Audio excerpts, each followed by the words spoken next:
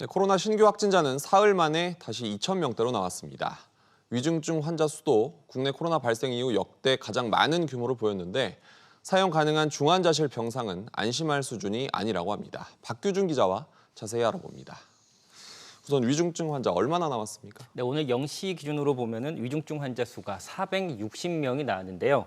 최근 일주일치 위중증 환자 추이를 좀 보면요. 5일 연속 400명대를 보이고 있는데 하루 새 35명이 늘어서 어제 460명으로 다소 큰 폭으로 늘어난 겁니다. 네. 이 중에서 80% 가까이가 60대 이상의 고령층이었습니다.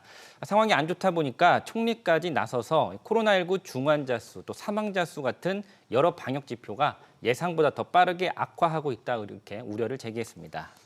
정부 우려대로 위중증 환자가 늘어나는 흐름 심상치가 않은데 관리 가능한 수준입니까? 우선 정부는 관리가 가능하다 이렇게 말을 하고 있는데요. 정부의 말은 현재 확진자 증가 폭에 비하면 위중증 환자 증가 속도는 그렇게 큰 폭은 아니다 이렇게 말을 하고요. 또 네. 하루 500명까지는 안정적으로 관리할 수 있다 이렇게 이야기를 하는데 하지만 수도권 같은 경우에는 확보한 병상 대비 이미 쓰고 있는 병상 비중이 70%가 넘어서서 상황이 좋지만은 않습니다. 네. 이 서울 같은 경우에는 중환자실 병상 가동률이 보시는 것처럼 71.3%, 인천은 더 높아서 73%가 넘어섰는데 정부가 애초 위드 코로나 일시 중단 기준으로 내건 이 중환자실 가동률 75% 이상 이 숫자에 지금 근접해 있어서 안심할 수는 없어 보입니다.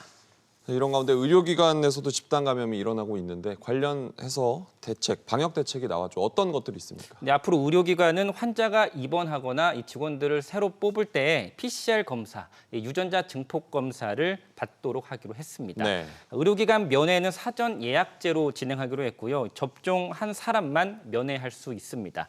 또 의료기관 종사자와 입소자의 추가 접종하는 간격도 2차 접종 후 현재는 6개월이었는데 5개월로 한 달 앞당기기로 했습니다. 그렇군요. 박 기자 잘 들었습니다.